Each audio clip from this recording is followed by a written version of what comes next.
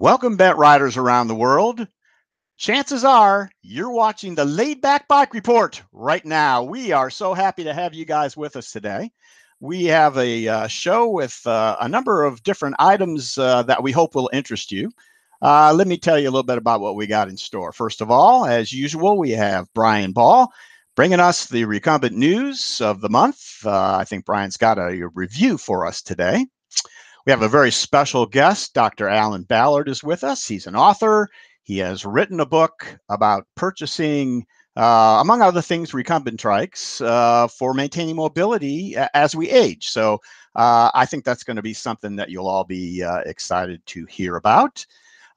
Peter Stull is not with us today, unfortunately. He'll be back next month. We have Denny with the sports report. I think he's going to talk a little bit about what's coming up in the ultra racing season next year.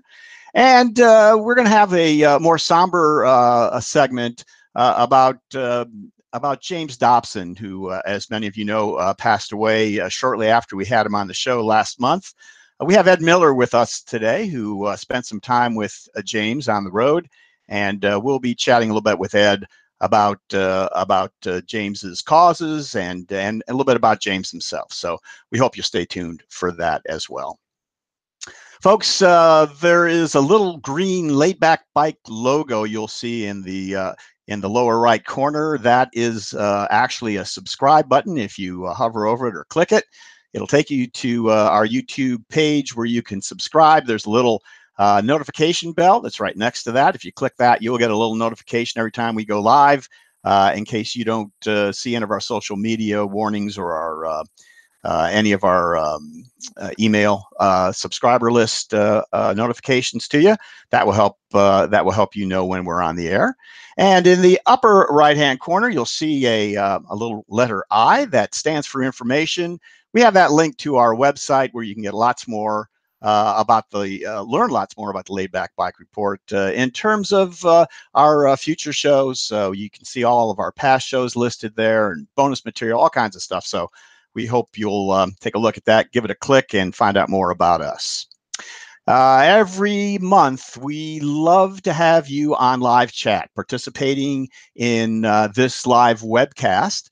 It makes the show so much more interesting for us, and I think for all of our viewers, if you are a part of it. So you can participate in live chat by, if you're on the YouTube page, you're going to see it right there on your right, and you can just type in the little line below and participate with questions and comments, or chat among yourselves if you like. If you're on mobile, I think you just kind of scroll down below. You'll see the live chat area down there. If you're watching on Facebook or Bent Rider Twitter, you want to click through on the bottom of that watch screen where it says YouTube. Just click that YouTube logo. It'll take you to the YouTube screen, and then you'll be able to participate in live chat. So please do that. We'd love to hear from you. I'll probably mention a few of your names when I see them start popping up there a little bit later on.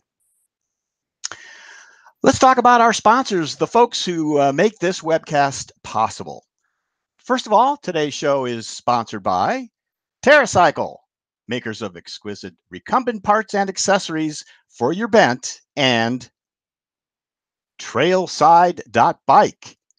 Trailside.bike is a fine recumbent bike shop on the Withlacoochee Trail in Florida, and Andrew down there continues his free shipping on all orders over $100. So take advantage of that. It's a great place to see all kinds of recumbents and to check them out on the trail. There's just no better place for seeing them. So head on down there and check them out as well. Let me introduce you to our amazing panelists. All good friends of mine. Most of them are good friends of mine. And let's start all the way in Salzgitter, Germany, where we have our director of the show, Lars Kamm. Hi, Lars. Hi, folks. Good to be here. And it is getting dark early in Salzgitter, isn't it? Yep, there we go.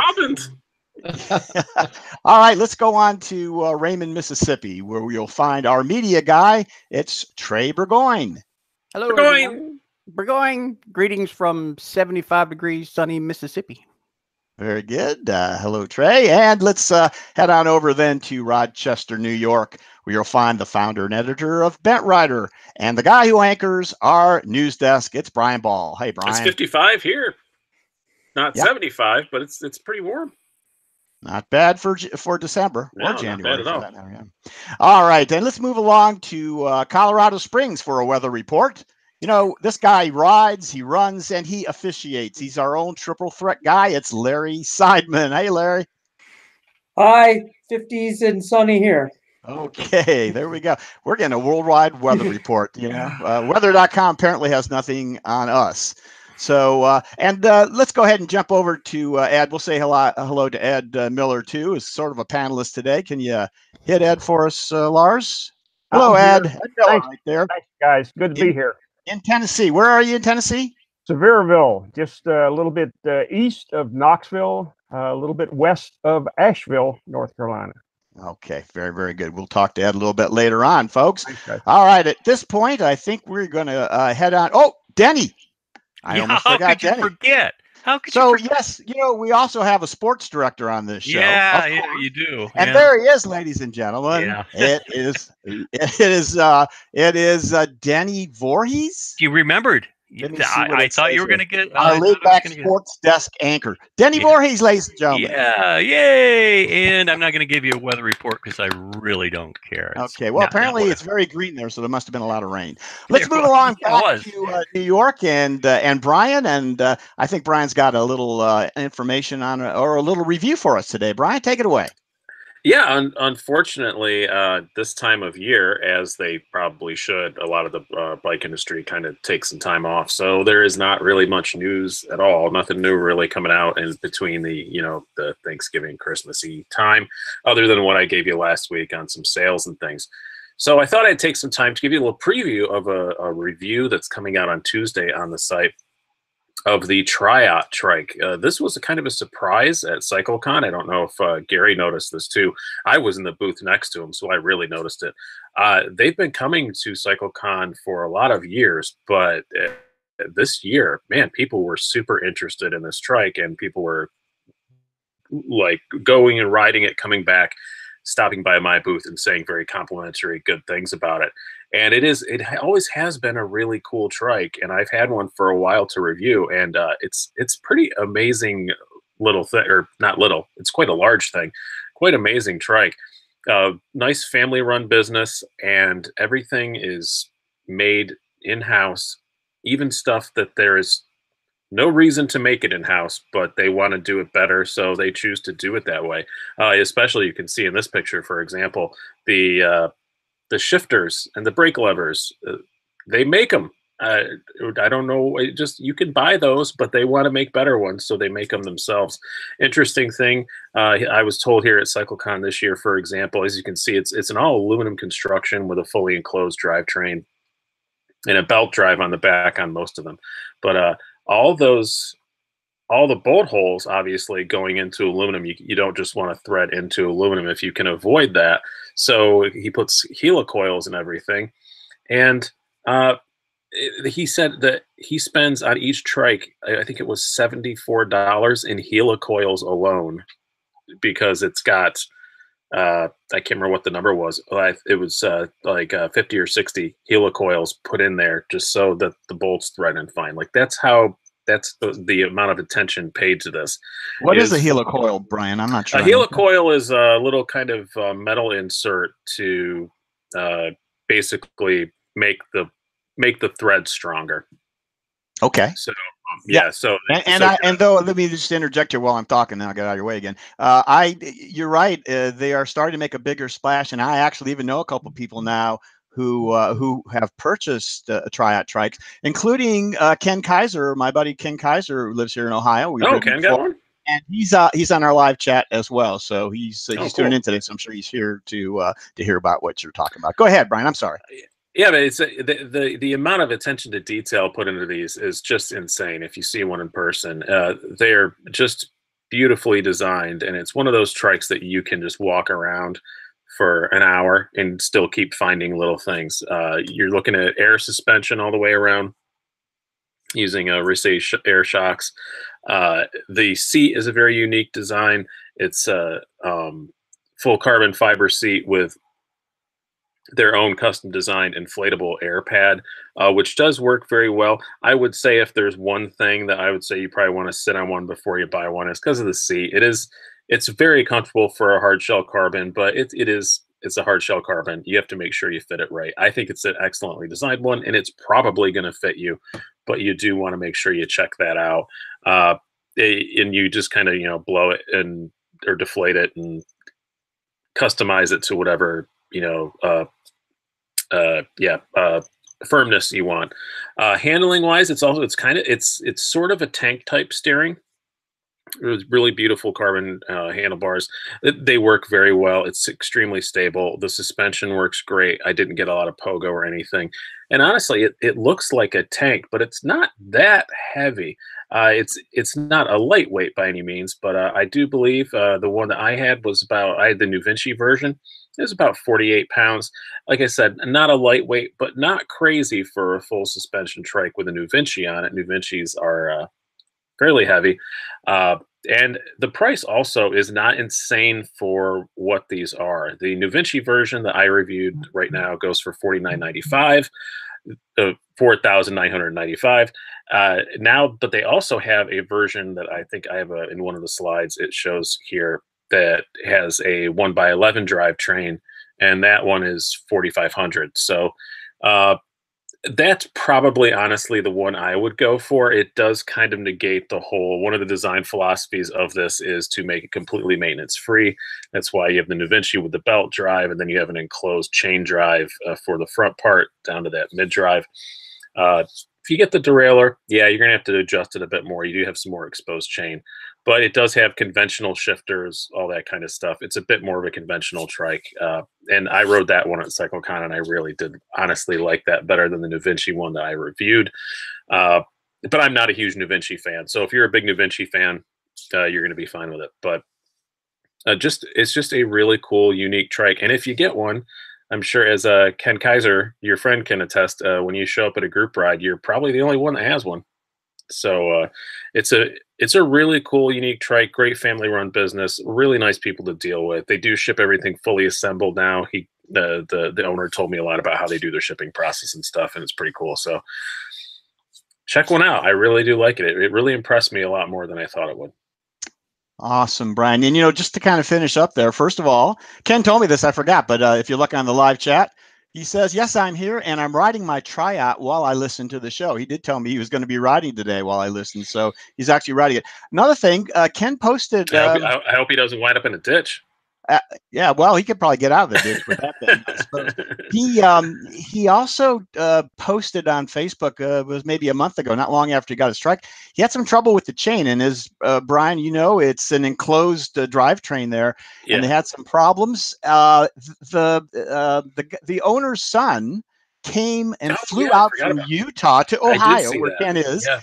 And took the thing apart, set it all up. They wanted to, of course, take care of the problem. That's kind of above and beyond anyways. And then they were also wanted to make sure that there were no future problems, that there wasn't something inherently wrong with the way they were doing something with the chain or the drivetrain. And so they took all that back and investigated all that. But anyways, remarkable. I had seen that, but I forgot all about it. Yeah, they're just great people. It's they're super nice. As I said, they were the booth next to us at CycleCon, so I got to spend a lot of time with them and get to know them pretty well. And it's a very impressive trike, and I think they're going to be a major addition to the market in the future. I think excuse me, for the first couple of years, some of us were kind of like, hey, what's going to happen with this company? They keep coming out, but I don't know if they're selling much.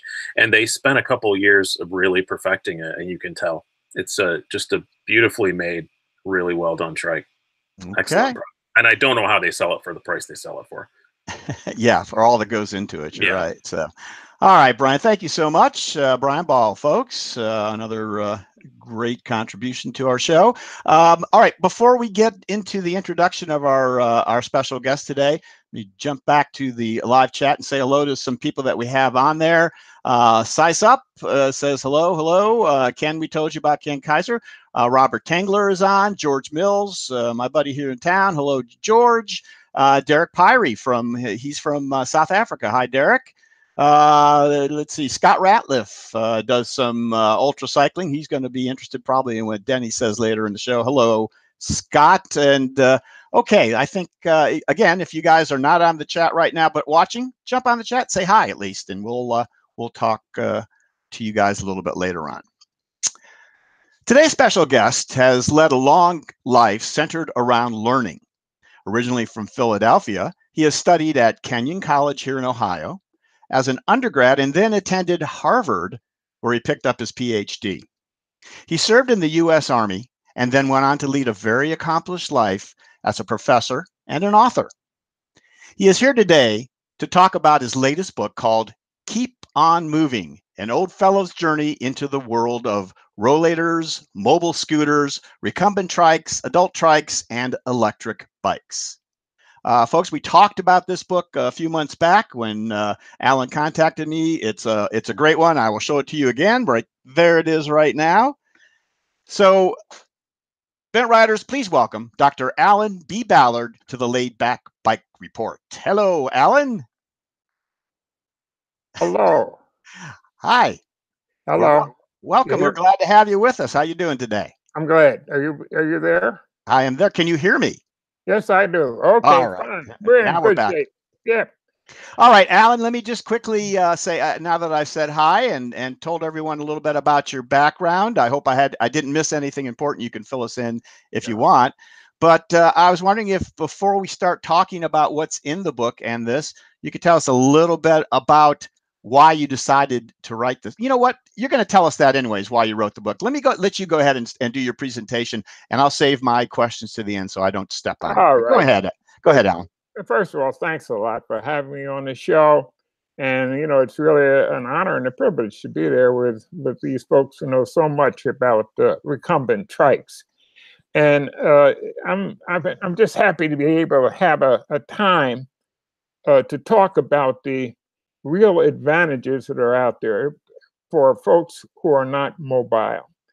The book came about basically because I ended up not being able to drive. Spinal stenosis, various other kinds of things hit me, and I just couldn't drive anymore. I had to give it up because I was dangerous to other folks, dangerous to myself. So then I was a little kind of distressed by all this. And I started looking around for various kinds of mobility alternatives for myself. And this meant going with a buddy of mine, Fred, to place, and I just said, I was kind of puzzled by the array of wheels out there, wheeled items. So I was going from store to store and from kind of item to item and not understanding very well, what they were all about. I actually started looking at rollators, and then I looked at various kinds of bikes, what they called towny bikes and things like this. So I looked at everything. And then I decided that my own puzzlement, my own kind of lack of not knowing what was out there could serve to help a lot of other people. Because I suspected that they had the same kind of problem I had.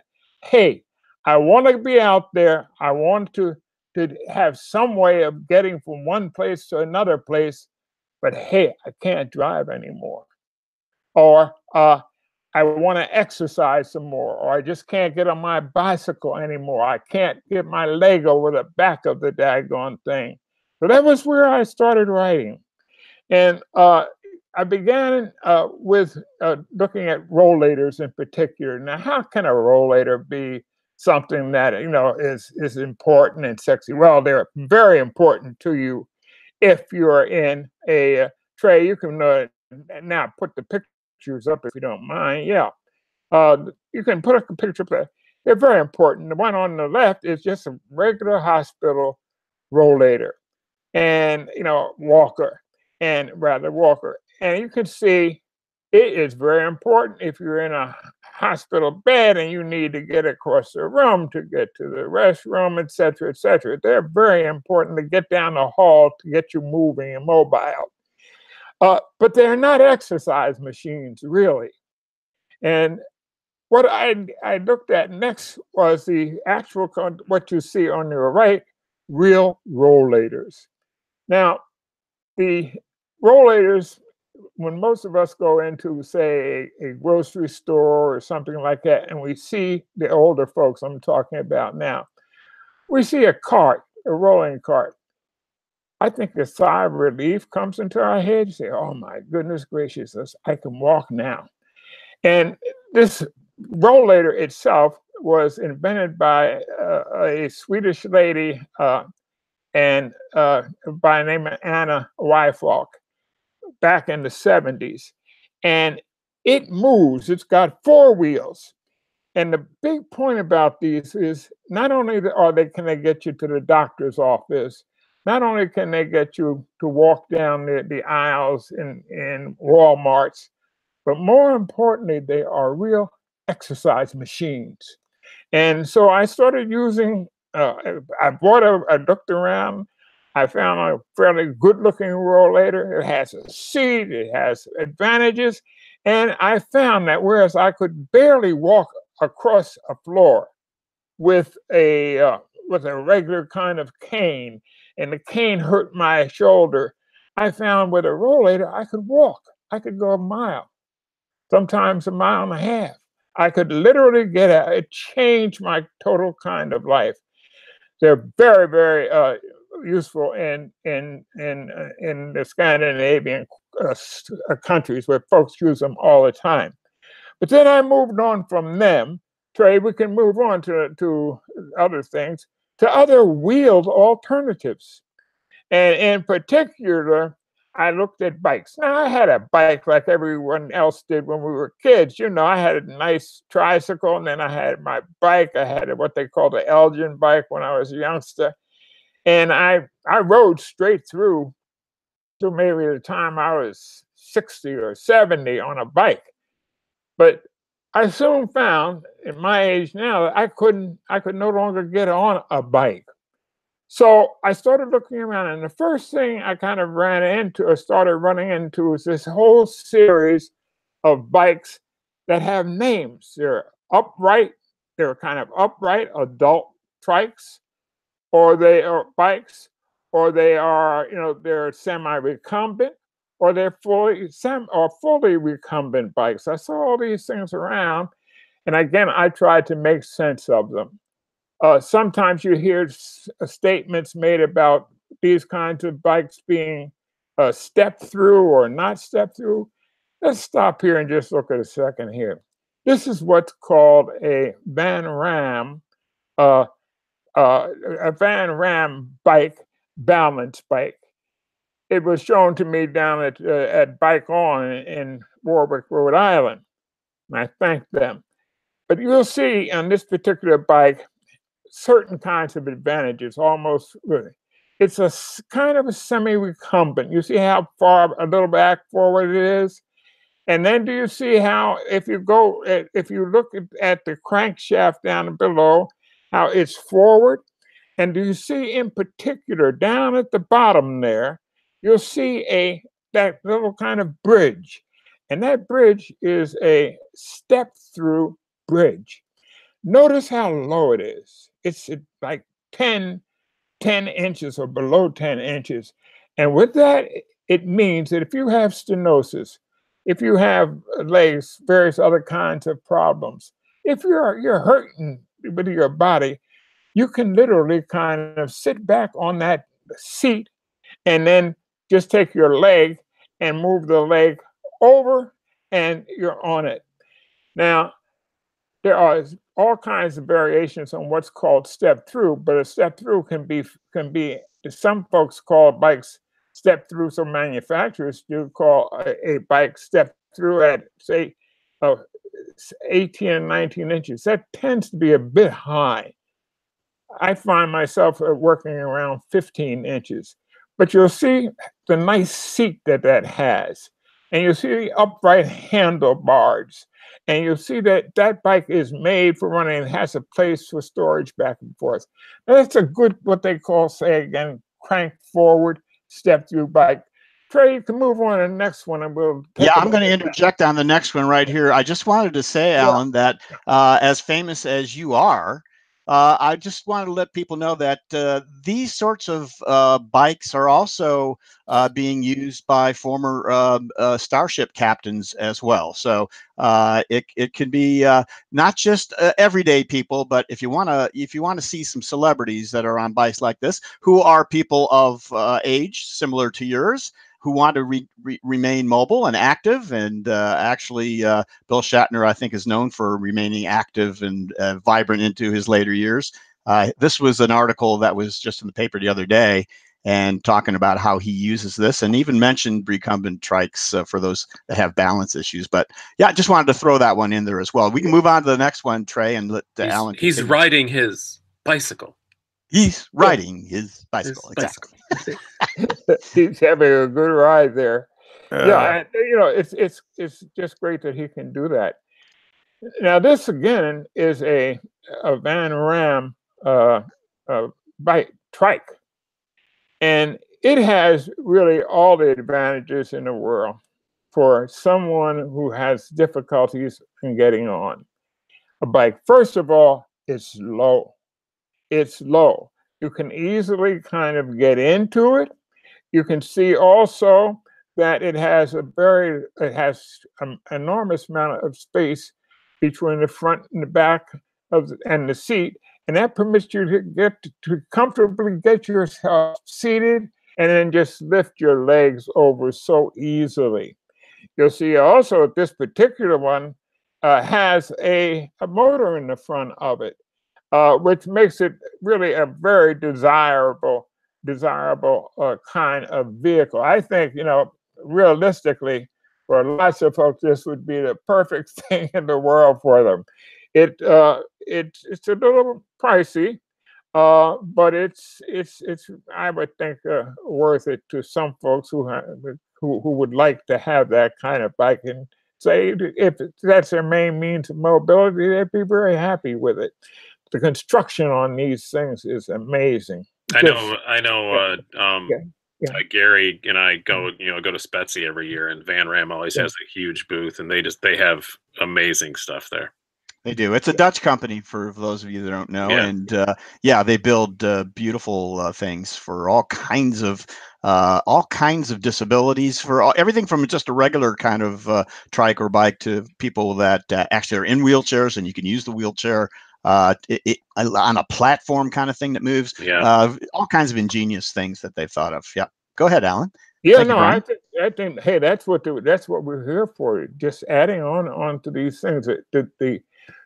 What's striking about these devices, or these bikes and trikes, is the variety of them, and how much people seem to have thought about the needs of others, of those who were physically impaired, and how they have adapted vehicles to work for them. And that's what we're here about. That's what the whole program is about. Thank you. But I think we can move on to show another kind of bike now. Let's go further. This is me. This is me on, again, my kind of semi-recumbent, cranked forward PFIFF trike. Now, this is made in Germany, and it too is a solidly made vehicle. It's what some folks around the bike industry might call a granny trike. I'm not a granny, but they might call it a granny trike, because it's upright, and it gives us it's almost upright, and it gives a sense that it's hey, it's not going anywhere fast. Well, this particular trike, as you'll see, look at the step through again. Amazing. No more than about 10 inches there.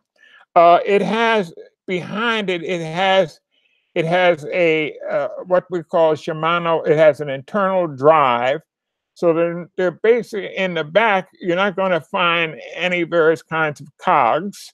You're going to find a Nexus Shimano, a Shimano Nexus kind of 7-speed internal hub motor, and it has what's called what's it's called a differential, and the differential is important on trikes of this sort because both wheels turn. And when you get on a kind of a catty-cornered road or cambered road, that particular kind of device, the differential, permits you to get better traction. Now you see also it has 7 speeds on it, and you shift it right up front, no big problem with it. You put your hand on that, and you can move it back and forth. And again, you'll find that there are variations on these particular kinds of grips and things of this sort, which we'll get to a little later. But let me just say in summation about my PFIFF trike. I literally love it.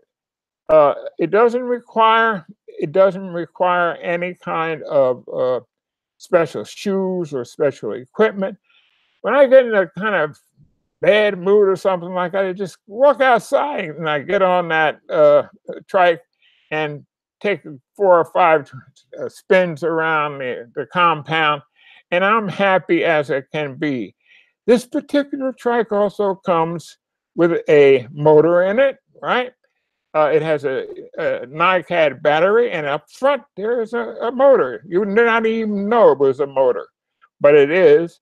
And it's just 250 watt as per the various kinds of European kind of legal requirements.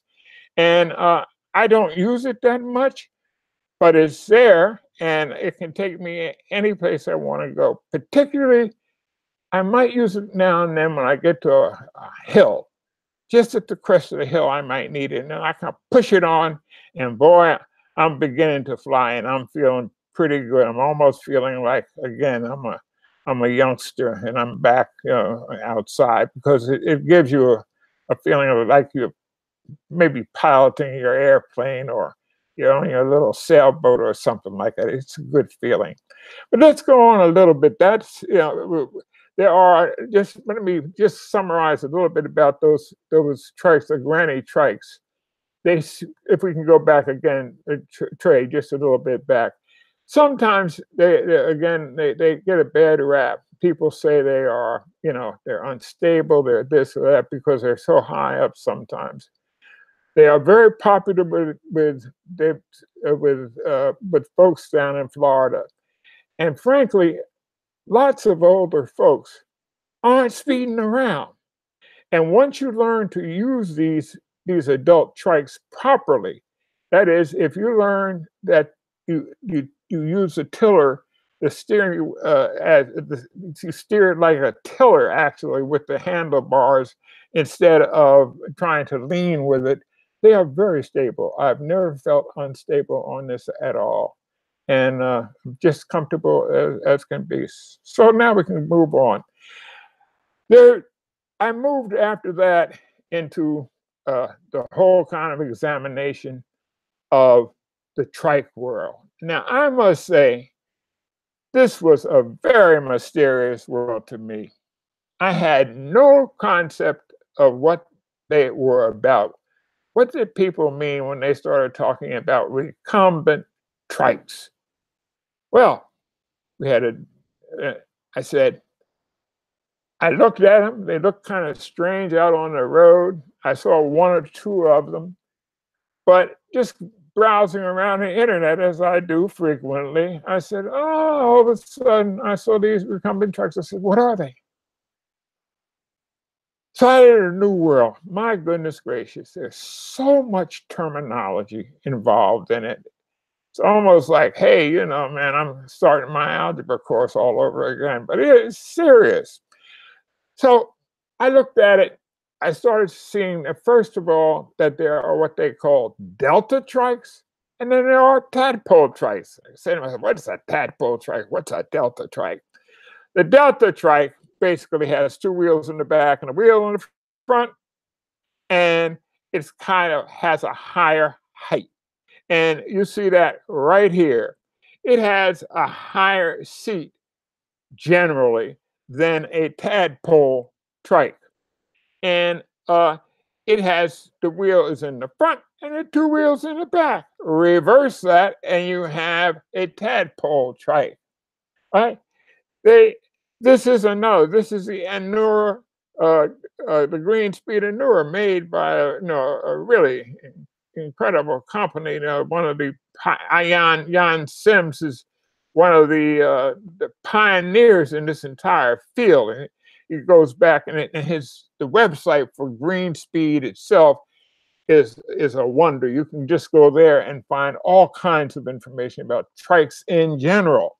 Now, the way these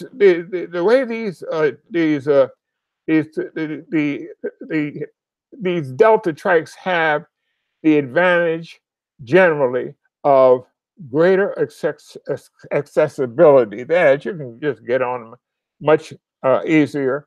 They turn in a tighter circle than the tadpole trikes. You can have a bag behind them and carry materials.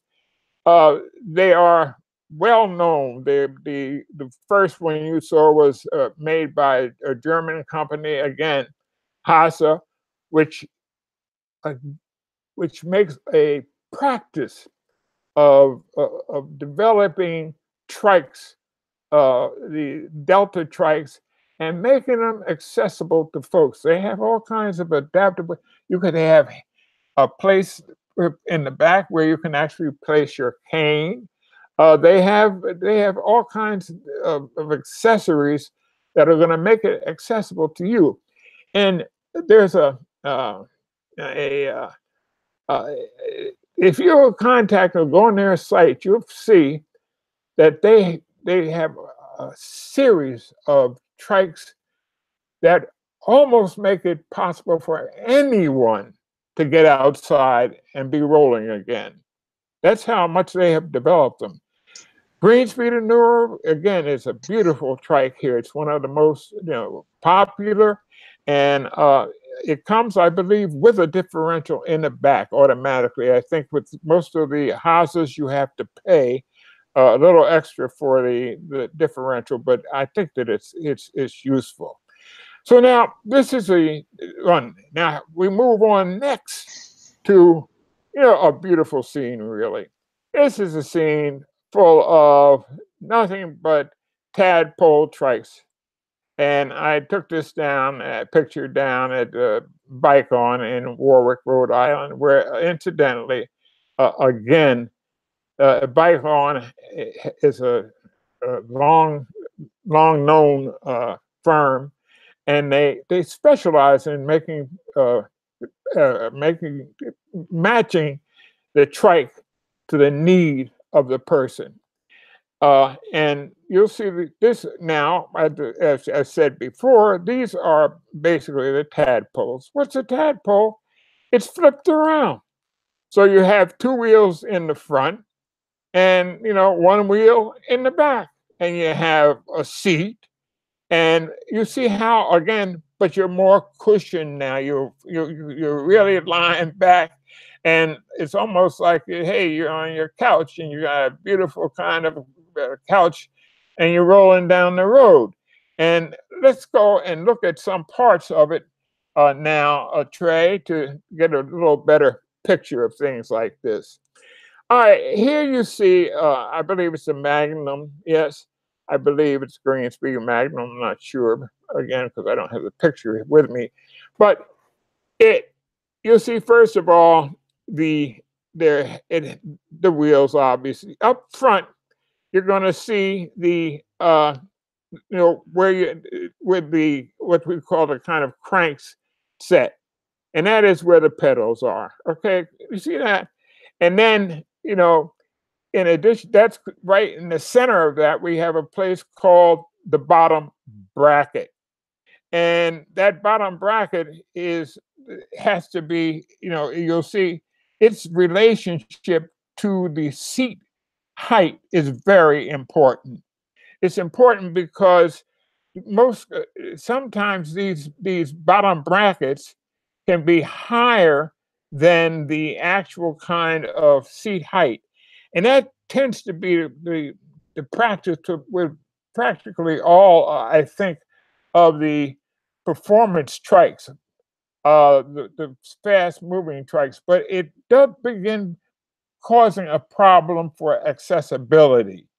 Again, by an older person, because accessibility and actual ability to ride. Because in some instances, if that bottom bracket is far above the actual kind of seat height, you're stretched out there and your legs are kind of strained in that position and you're kind of pushing upward. And if you have, again, various kinds of problems with, stenosis and things of that sort, or numbness in your feet and diabetes, that can be difficult. So it's one of the things to look for when you're buying a trike. This particular Magnum, incidentally, has a wonderful advantage in that the seat height can be moved and adjusted from about 12 inches at its lowest height, I think, to close to 17 inches. And that, gives you an ability to drive it in one mode. And if you want to move it down a little further, drop it down and be a little more stable and go a little faster, then you can do that by dropping the wheel, because that's one of the problems that I think we should talk about right here, point out right here. If in point of fact, the height, the height increases, the stability of the trike will change with that, and it'll become more stable as the height of the seat is moved downward. And that's why, as I said, folks who move and like to race them move fast. Sometimes seat will be down at 10 inches or something. And I thought, man, if you think you can get into a 10-inch seat and you can't get up from your dining room chair, you got a problem. But at the same time, if you are just to throw this in, if you're a 60-year-old or a 65-year-old, 70-year-old, and you're still in good active shape, and you want to have a more comfortable ride distances, then this thing would be ideal for you. The speed of the one with the low seat height, you'll be much happier because you can go around curves back and forth, etc., etc., etc. If, on the other hand, you want to be stable, and you're again like me, and I have a situation where literally I can't really fall off of a trike, because I fall off of a trike and I'm far away from anybody or anything, I'm in deep trouble, because I can't literally get back on it. I don't have the physicality or the physical capability of getting back on that trike. So anyhow, if you look further back, we have the bracket and the bottom bracket we've talked about. Let's just point out again the parts of a bike, of a trike. You have here what they call a crank set. And that's the same thing you have when you're pedaling a kid. It's just on a bike. That crank set, okay, usually it has about 2 cranks in it. And that's a big adjustment, sometimes 3. That makes a big adjustment for you in terms of how much strength you have to put into riding, right? It makes it easier or harder to ride. Alan, if I could just for a second, I think not 2 or 3 cranks, but 2 or 3 chain rings. Yeah, chain right. rings. That's where you're going. Okay, I just wanted to jump in there with that. Continue. I'm sorry. Go ahead. Yeah. Chain rings. The chain rings. You have 2 or 3 of them, and they permit you to go from slower to higher. If you hit a hill, you're going to basically be on your lower. You want to be on one of your lower chain rings there. And if you want to be going faster, you're going to be on a higher one. And so that is one thing that's important right in there. And if you go back in the back, you're going to find a set of cogs. You want to go back there? Let's see. Yeah. Okay. But Do we have a picture of? It's hard to see on this picture. Let me. Yeah. Yeah. There are okay. the chain rings. Here's the the front chain rings. The chain set. Okay, fine. And then that's the front. And then I wonder what we have a little. That's okay. Fine. The chain rings there. Okay. Yep. I'm looking. Yeah. Trey's looking for. That's good. Let's talk about this. We'll work our way back. Yeah. Okay. Fine. And here you have the actual kind of controls. They are shifters. The brake is here, and you have trigger shifters. These shifters basically are going to control the movement of the chain rings and of the cogs in the back. You have a situation, they're either like this, like trigger shifters, or they are grip shifters. You put your hand around them and change them like that. And it's a simple kind of thing. On the right-hand side, it's rear. The right-hand trigger shifters would shift your in the back on the cogs and the cassette, and which are located in the cassette back there. And on the left hand will control your rings in the front and the movement from 1 to 2 to 3 there. So we can go back a little further now. Okay. There's a twist. Yeah, there's a final twist shifter, and this is one I believe on the right hand side. Yeah, so and that will be controlling the rear set of cogs, moving from one to from various kinds of things. Okay. Now, what I want to say about this in particular right at this point. I think it was maybe about booms.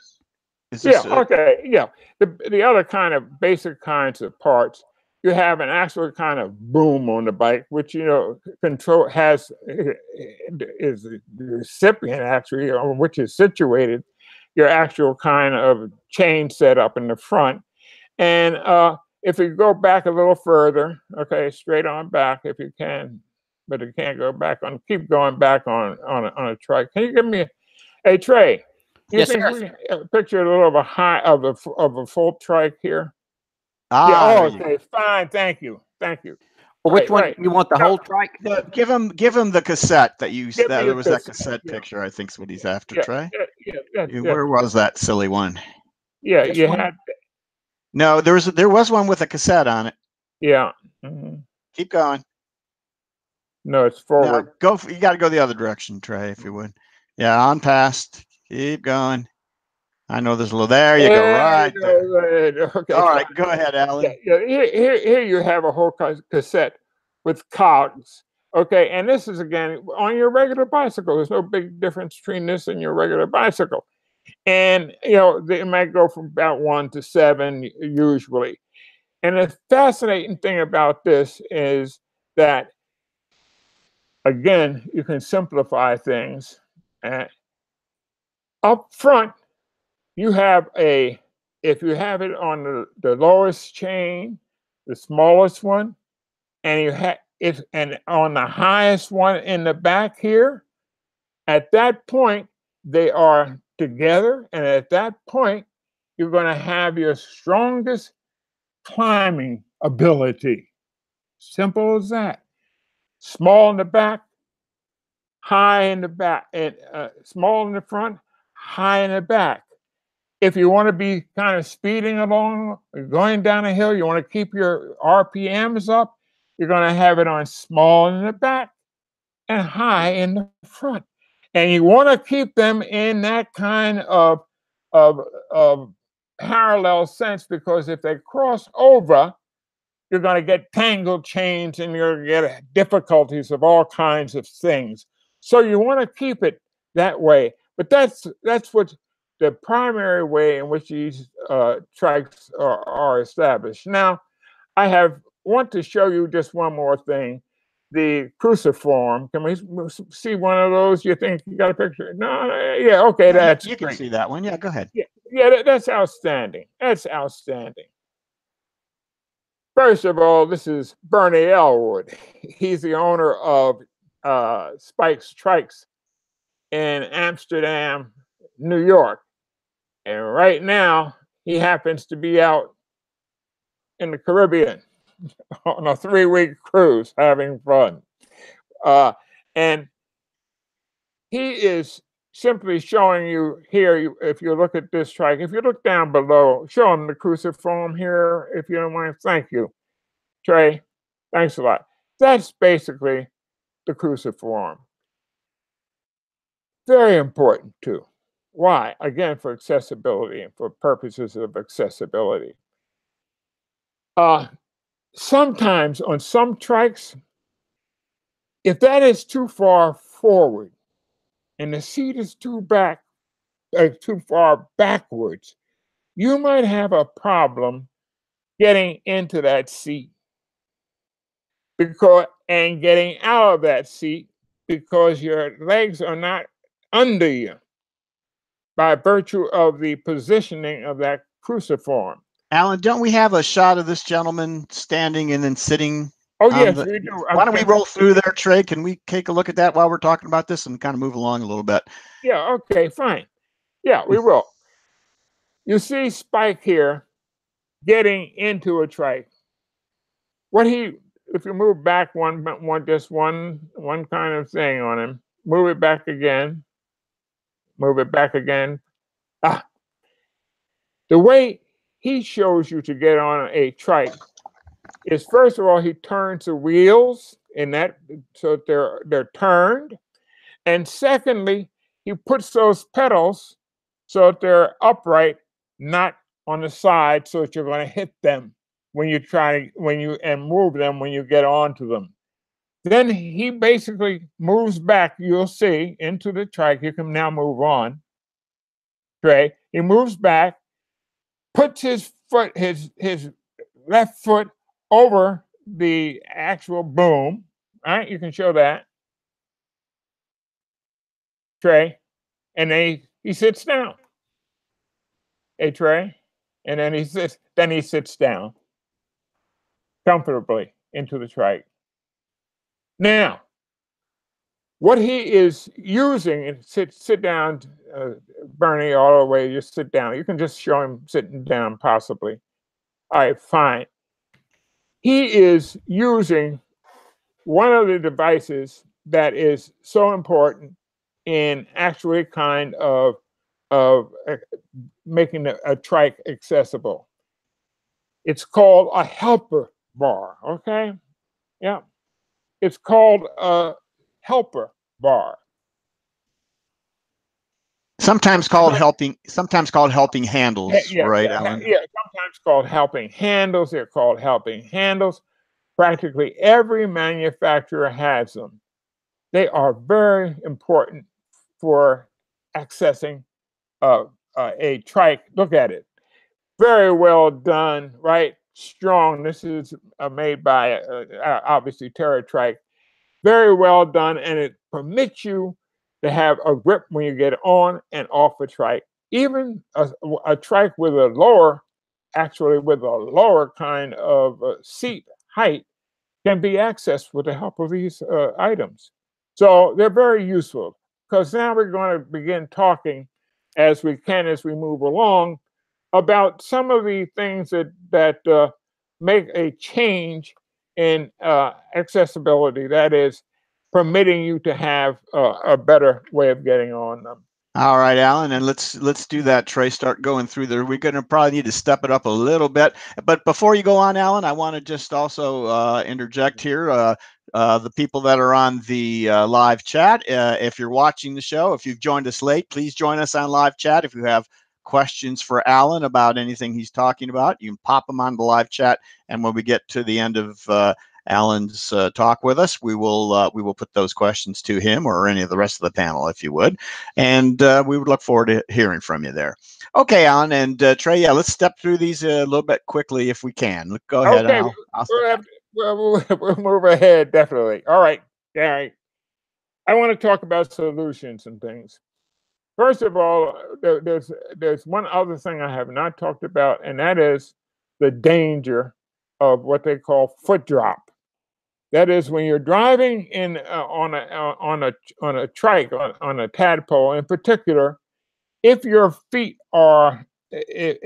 should slip, then the back of the trike will fly right over you and tear your back up and your knees and everything else. Therefore, you have to basically find some means of making sure that your feet stay in that trike. Let me just say simply, there are various kinds of mechanisms that will make sure that your feet remain attached well to the pedals and don't fall off and put you in that dangerous position. All right, let's move on to the various kinds of ways of dealing with the problems of accessibility to a trike. You have to get up. Some folks get up from a trike if it's a little too difficult. They get up from a trike by a rolling stop. They simply move along and then just kind of get themselves out. When they stop with a quick stop, it pops right out, up from the trike. I've seen mechanisms where a fellow makes a pulley arrangement and throws a rope over his station wagon top and pulls himself out of a trike. I have seen there are, with Delta trikes, there's a way of having smaller wheels in the front that make them still more accessible. There are various options for making sure that you can get in and out of them quickly. Now, there are, without further kind of complicating things and moving on in terms of time, let me just talk a little bit about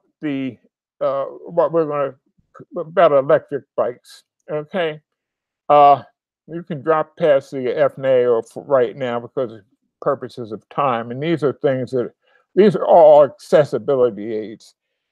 In terms of motor e-assist devices for trikes, there's so many of them that they definitely should be used. They help you so much in getting along. They come basically in classes. The one of the classes that is most important for us is called the Class 1, and that is simply pedal assist. And the way those pedal assist motors work is that as you pedal, there are two kinds of them. There's what's called a torque or a cadence. The cadence literally is something that just moves you along at one stable motor speed, but it needs the magnets to turn around on your trike in order to keep that movement going. The torque simply senses any kind of movement by you, and it automatically adjusts the speed of the motor to your effort that you're putting into that trike. There are so many things that are complex about these motors. They can either be put by the bottom bracket, and placed right there at the bottom bracket, or they can be placed as this particular direct drive motor here is. They can be placed at the rear hub, and sometimes, as you can saw with my particular trike, they can be placed in the front itself, in the front wheel. But here is a standard, kind of standard approach to this engine problem. It's made by e-bike kits, and they have this rear motor. You can have it put into most about any kind of trike. Here is the controls for it. They're simple enough. If you know a little bit about computers, they go from, from low to high, and they usually have maybe 3 configurations and maybe a high one, turbo or something like that. But they are, besides, we can almost spend a whole time. There's one totally configured for you. We could spend a whole session on the motors themselves and how you use them. But that's a good picture of one, showing you the motor, the battery, which is right there in the center in that case, and and then it just rolls along like that.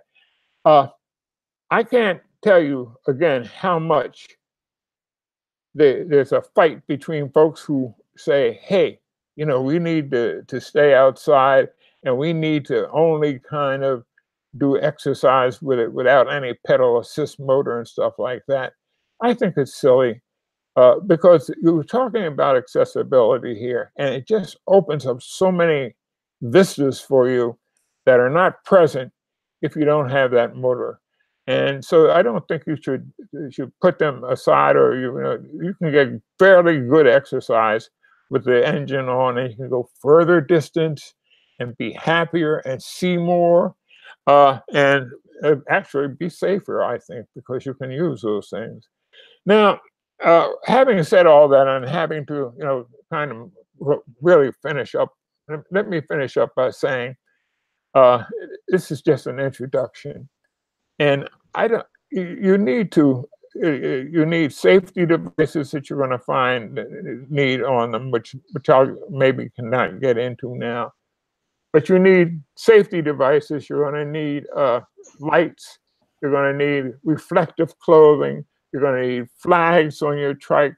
You're going to need various kinds of devices for monitoring where you're going, your speed, and there are various kinds of computers, little computers made for that. Here you see a Garmin GPS that it's excellent for trikes.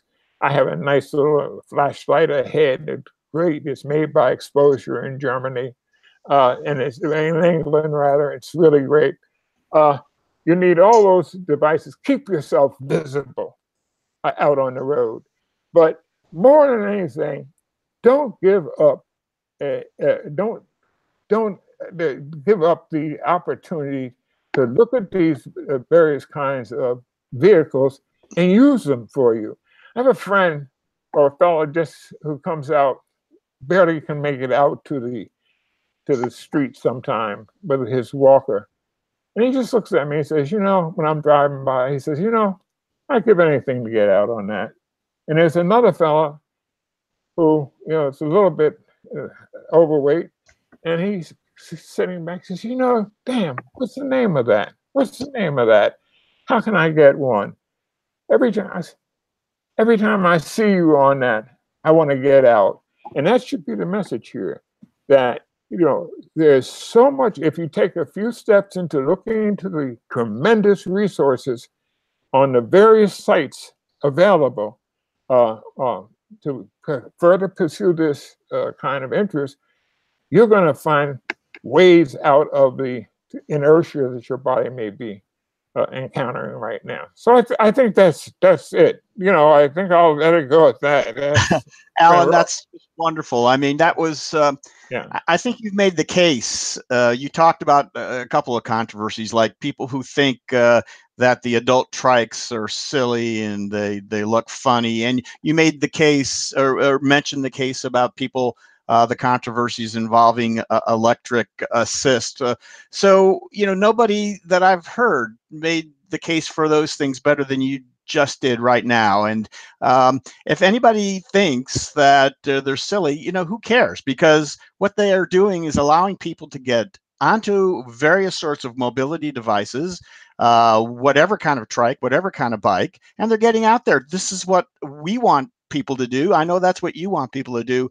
And I think you've made that case beautifully here today, because you've lived it. You went through all this, and it's very personal and very genuine. So Dr. Ballard, I thank you so much for spending the time to learn, to help us learn more about what you did in terms of your search, and hopefully taking that step back that I think maybe we don't always do on this show. We assume people know a lot about trikes and recumbent bikes, but you went through the basics. I think that's great to do once in a while. So what you see on your screen now, folks, is Dr. Ballard's book, Keep on Moving.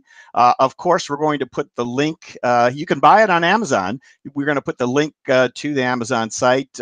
We hope that you'll maybe think about purchasing this for either yourselves, people who you think might be interested in getting into a recumbent bike or trike this holiday season. It might make a great gift. So we hope you'll take a look at that. Quickly back to Alan. Is there anything that we've not talked about, Alan? Any final thoughts? No, none at all, except, just make that leap and, make that, and they're fun. They're so fun, to get on.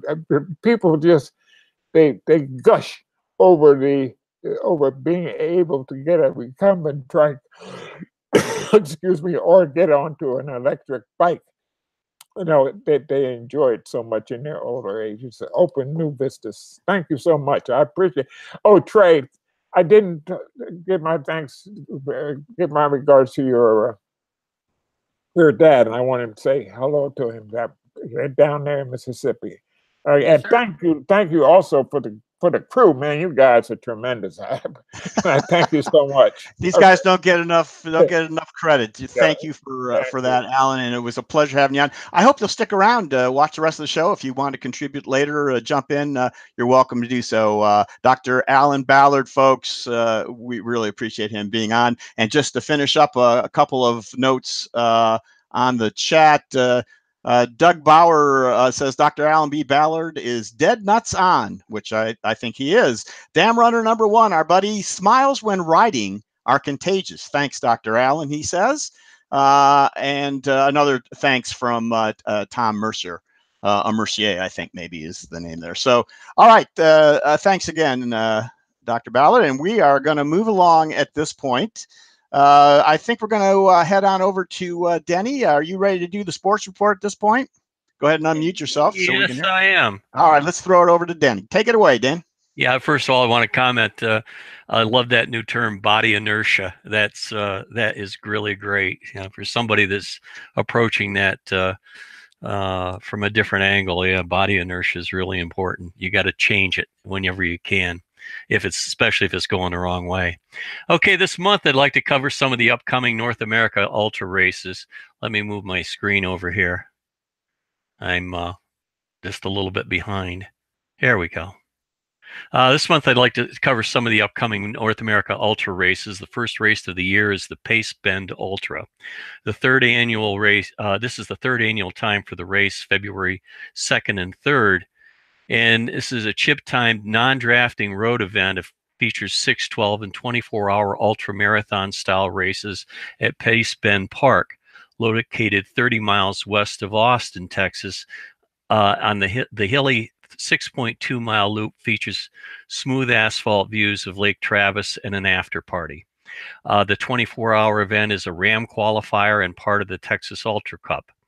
Please note, space is limited.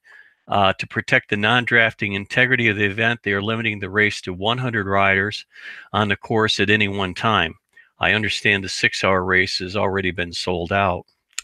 Next up is one of my favorite personal favorite races, the Bike Sebring 100, 12, and 24.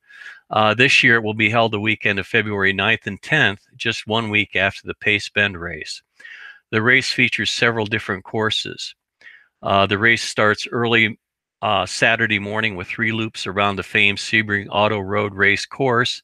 And next, the race continues on the open road with an 89-mile out and back, mostly quiet, mostly flat Florida roads, followed by as many 11.7 mile loops as you can ride until the race returns to the track late afternoon until its finish. This race is well attended by recumbents, velomobiles, and road cyclists from all over the country. I'm planning on being there, if for nothing more than to watch and connect with some old friends and report.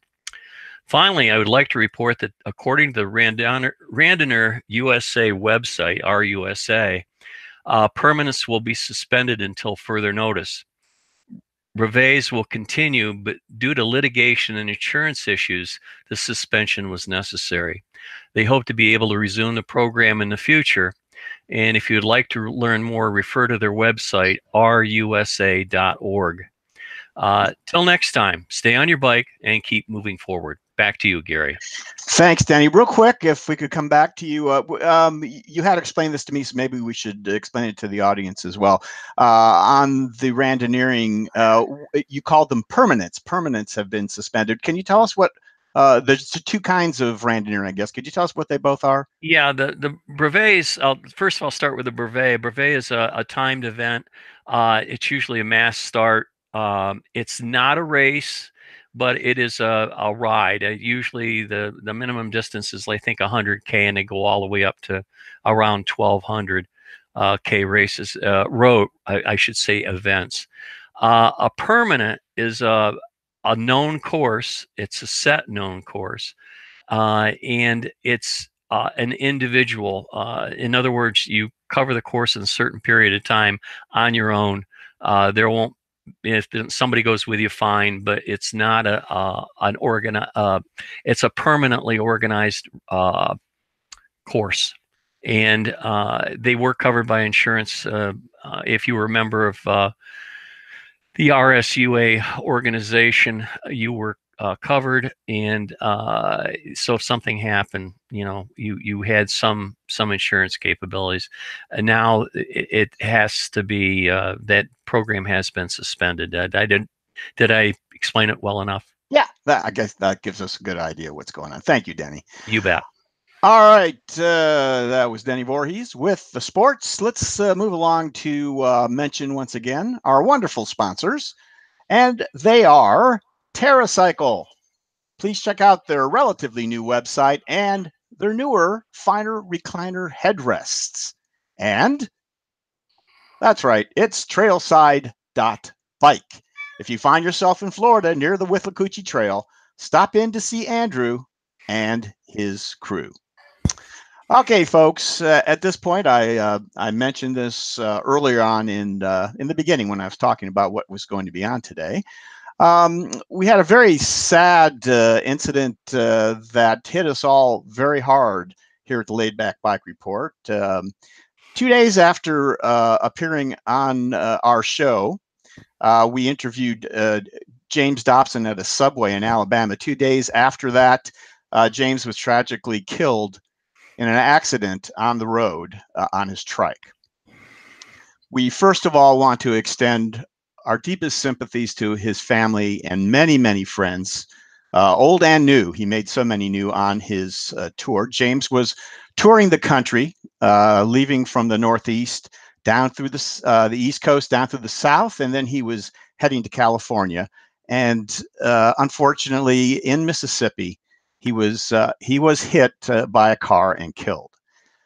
So today we wanted to do just a little tribute, our way of remembering James, making sure that what he wanted to do and what he stood for are brought to you, the viewers, so that those of you who may not know about it will learn about it and maybe help out. So I will just quickly mention before we get to Ed Miller, who will talk a little bit more, that the main, really the only charity that James was riding for was to help children with cancer, and he had his goal was to raise $10,000.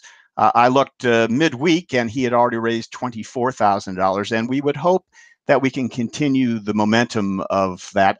It's a GoFundMe campaign called Kids Cancer Sucks. And we are going to, of course, list that in the links below so that you can help out there. And then at the end of Ed's brief chat here, we're going to talk about a couple other ways that you can follow this and also help out. So With that, I want to introduce Ed Miller. Ed, among other things, he's known as the canopy guy. He makes canopies for trikes.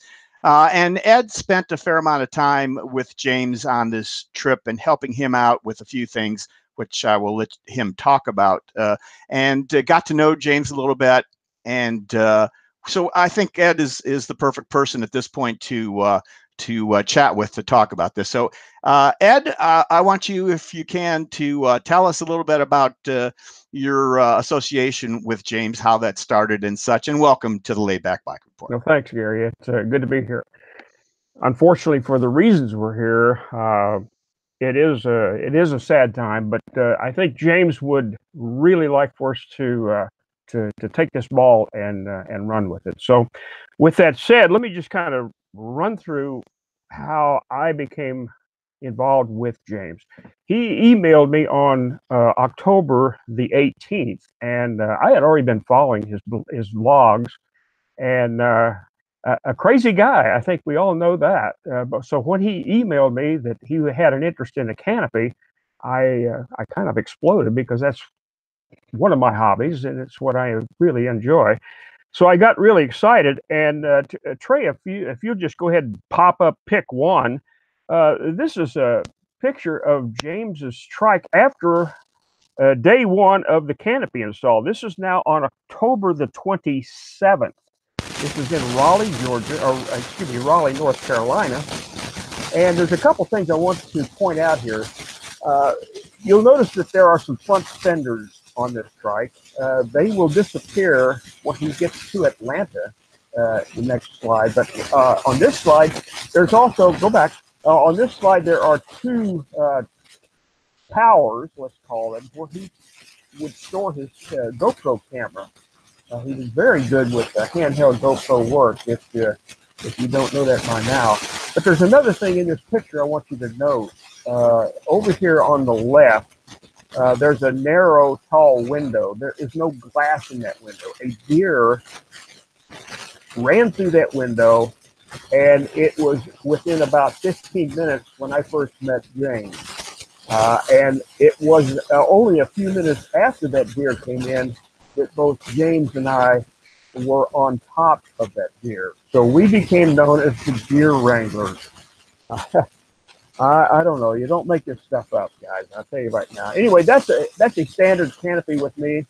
It was an older canopy. It was actually put together in April. I had it handy. And if I could interrupt you for a second, we're having a little noise on your audio there. I don't know if that has to do with you moving around. Talk to me again real quickly here. Just don't move. Okay, I'll try to be a little bit more.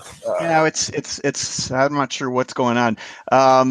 Check your plug maybe, because I know. Yeah. Okay. Now talk again. Is that any better? Yeah, that's fine. Just go ahead. I'm sorry. All right. Well, this is a standard canopy from front to back, about 8 feet long. So you give you some idea of the package there. This is Performance Bicycle. They are one of the sponsors of the tour. And this again was in Raleigh, North Carolina. Next pick, please. When we got to it, when I went home back into Tennessee, and the idea was to kind of install the canopy and give us enough of a window to where I could actually meet up with James again and do any kind of repairs or upgrades. This was in Atlanta, Georgia, on day 2 of the tweaking, let's call it. He had some front wheel issues. I'd installed a windshield at this point in time and repackaged the spare tire. And you can also see the flag array that became pretty much a standard fixation on his trike. And of course, James, we're just getting ready. This is about noontime on the second day. The date here, I don't know. It was second day. Ed, whatever it is you're doing there, you're knocking your audio out. We cannot hear you at all now. Can you push that plug in again, maybe? How's that? Yeah. Just make sure you don't pull on that. All right, let's go to the next pick, okay? And by the way, these pictures have letters down the side and numbers across the bottom. I thought there might be some reference made to them later on. This pick is just primarily to give you an idea of the package size. of James going down a road. This is in Vinings, which is West Atlanta. Next pic. We're on the Silver Comet Trail. Now, this is the afternoon of James's and I, the last time we spent any time together. This is on the Silver Comet Trail west of Atlanta. Tom Kidd has joined us, and the two of them will continue on a little bit further. James was trying to make it to Hiram, Georgia, before that evening, before the dark set in. So that gives you a pretty good idea of what his package looked like. Next pic. And I think this next picture is really how I want to remember James. He was considerably way down the trail when I zoomed in on this. And it's actually rather dark. So these pictures are kind of cloudy looking. So that's how I remember James sailing off into the sunset and rather happy as a lark at this point in time. All right, let me let me jump over to the we have one comment here on the live chat from Tim's Trike Trips. Says love James' channel. He will be greatly missed. So thank you for that. Okay, let's go ahead. Ed, where were you? Well, you can leave the slide up there, and I'll just kind of give an overview of where we are. James's mother, Cindy Dobson, did visit Hattiesburg, Mississippi. Ed, we've lost your audio again here, buddy. Let's push that in. If we can't, let's maybe you can talk about Cindy, but I think maybe what we want to talk about is maybe your experience at the funeral. If you could tell us about that. And Ed, we have lost you again. Can you push that thing in? Completely lost. Yeah, we are not hearing you at all. Can you pull it out and push it back, maybe? How's that? Yeah, now we hear you. Can we, let's. I'm not sure how long we're going to be able to keep this going. If you could tell us about the funeral right now, I think maybe people might be interested. Ed, I'm sorry. I think we are not hearing you. It's there. Let's give it one more chance here. If not, we're going to have to. There. Yeah, go ahead. Nothing. Yeah, I've got you right now. Go ahead. Okay, let me try this. The funeral up in Portland, Maine, was attended by several hundred people. In fact, at any point in time, there was 250 people in this rather small home. And I picked up on. Okay, yeah. Ed, we've lost you again here. I'm sorry. We're going to have to wrap it up here. Let me just finish up. And I know Ed and I talked a little bit. Ed was at the funeral. Guys, could you go ahead and mute him because he's kind of clicking away there. Ed was at the funeral and told me a little bit about. I can't relate it like Ed did, but he saw a number of people there that are in the biking community and thought it was very touching. And we hopefully maybe we'll have Ed on again to talk specifically about that. But to wrap this up, I want to make sure that you all know that we are going to list a few of the things that you can do to help James's cause and the family out. First of all, the one thing that I do know a little bit about, we'll see whether it happens. There are people online that have made a point of talking about continuing his Positive Vibes tour. This is what he called it, the Positive Vibes tour. And there were people that were talking about perhaps everyone taking a little section of starting maybe in Mississippi and moving along to finish up his trek all the way to California. And starting next year sometime, maybe people will go 20, 30, 40, 50 miles or a day or two, and then next person taking it on. I don't know if anyone's grabbed hold of keeping this idea going or taking charge of it, but keep your eyes open for that. If you'd like to participate, maybe you live in that area, or maybe you won't mind traveling and doing that. Watch for posts about that and see what happens there. So we would like to support something like that if it came along. So in the links below, we will have a link to James's Facebook page, the Positive Vibes Tour, so you can kind of follow what happened and see what he did in the past. We're going to have a link to, there are two GoFundMe campaigns. One I already mentioned for the Kids Cancer Fund. We're going to link to that. there's a second GoFundMe campaign to help to cover for the family some of the funeral expenses that that they are experiencing right now, which are considerable, I understand. So we will link to that if you'd like to help out. That would be a great place to do that. And then unfortunately we couldn't finish up with Ed. I'm going to link to Ed Miller's email address. So if you want to find out more information, I'm sure Ed is always happy. He always is happy to share. So give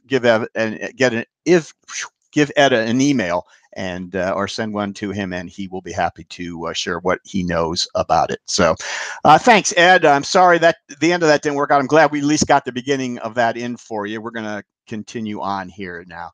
All right, so the last few months, you guys know that we have been doing a section on shout outs.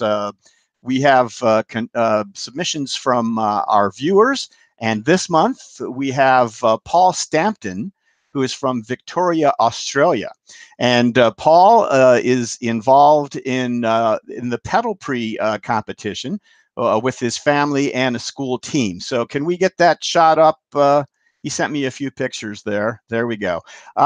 Pedal pre is an event that's starting to really get me excited. The more I learn about it, and in fact, I am at this time working on putting an entire show together about pedal pre. I think what goes on in Australia with the pedal pre needs to be much more widely known. So here's what Paul sent me. These are two of his fastest aluminum frame steel rollover trikes. So basically what happens here is there's a competition in all over Australia where mostly kids and their families and their schools get involved building these velomobiles and racing them. Let me tell you what Paul said when he sent these to me. Here's what he said. There is quite a competition between schools and trike manufacturers, and this has led to great advancements in speed and safety. I'm sure you have seen the close racing and crash corner videos, and these are not exaggerated. Trikes go over regularly, which makes for great viewing, and no one gets too badly injured. My daughter actually went all the way over at 60 kilometers an hour, which is about 37 miles an hour, when a bracket slipped and cut the rear tire. She didn't have a scratch. The trike was repaired, and she finished the race. So this picture right here, folks, you know, if you look up Pedal Pre on YouTube, I'll have the link there to Pedal Pre as well, so you can watch. There's all kinds of racing videos. They're lots of fun to watch, and you will see accidents all the time. But like Paul says, it's all in good fun. Everybody seems to be okay. They're built for safety. Lots of people get involved in manufacturing.